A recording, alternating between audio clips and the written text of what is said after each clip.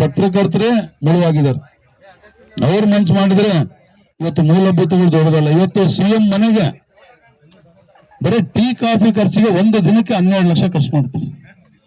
ಇದೇ ದಿನ tea coffee ಕುಡಿದ್ರೆ 36 ಲಕ್ಷ.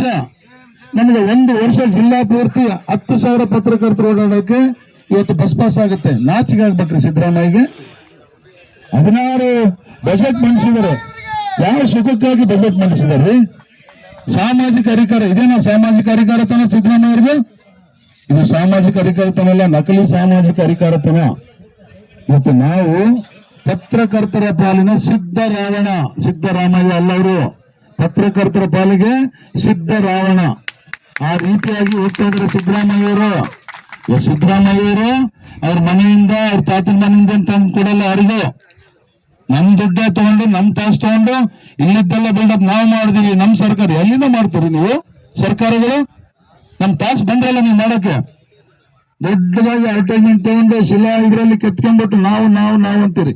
ನಾವು ಅನ್ನೋದು ಲಾಸ್ಟಿಗೆ ನೀವಾಗ್ಲಿ ಸಿದ್ದರಾಮಯ್ಯರು, ನಾವಾಗ್ಲಿ ನಮ್ಮದಂತ ಇರೋದು ಲಾಸ್ಟಿಗೆ ಯಾವುದು 3 ಅಡಿ 6 ಅಡಿ ಅದೊಂದು ಶಾಶ್ವತ ಅಂತ ನಾವು ತಿಳ್ಕೊಬೇಕಂತ ಈ ಸಂದರ್ಭದಲ್ಲಿ ಮನವರಿಕೆ ಮಾಡ್ತಾನೆ ಸಿದ್ದರಾಮಯ್ಯರಿಗೆ.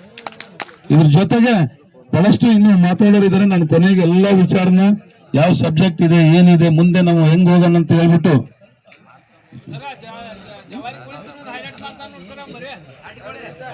ಇವಾಗ ದಯಮಾಡಿ ನಾವು ಮಾನವೀಯತೆ ಮೆರಬೇಕಾಗಿದೆ.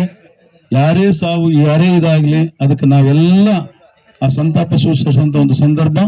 ಇವತ್ತು ನಾಡಿನ ದಿಗ್ಗಜ, ಆಮೇಲೆ ದಾವಣಗೆರೆಯಲ್ಲಿ ಒಂದು ಸಣ್ಣ ರೈಸ್ ಮೇಲೆ ಇಟ್ಕೊಂಡ್ಬಿಟ್ಟು ಗುಮಾಸ್ತರಾಗಿ ಇವತ್ತು ದೊಡ್ಡ ಸಾಮ್ರಾಜ್ಯವನ್ನೇ ಕಟ್ಟಿ ಇವತ್ತು ದಾವಣಗೆರೆಗೆ ಏನಾಗಿದೆ ಅಂತ ರಾಜ್ಯದ ದಂತಕಥೆಯಾಗಿ ವೀರಶೈವ ಸಮಾಜದ ಅಂತಾರಾಷ್ಟ್ರೀಯ ರಾಜ್ಯ ಮಾಡಿದ ಒಬ್ಬ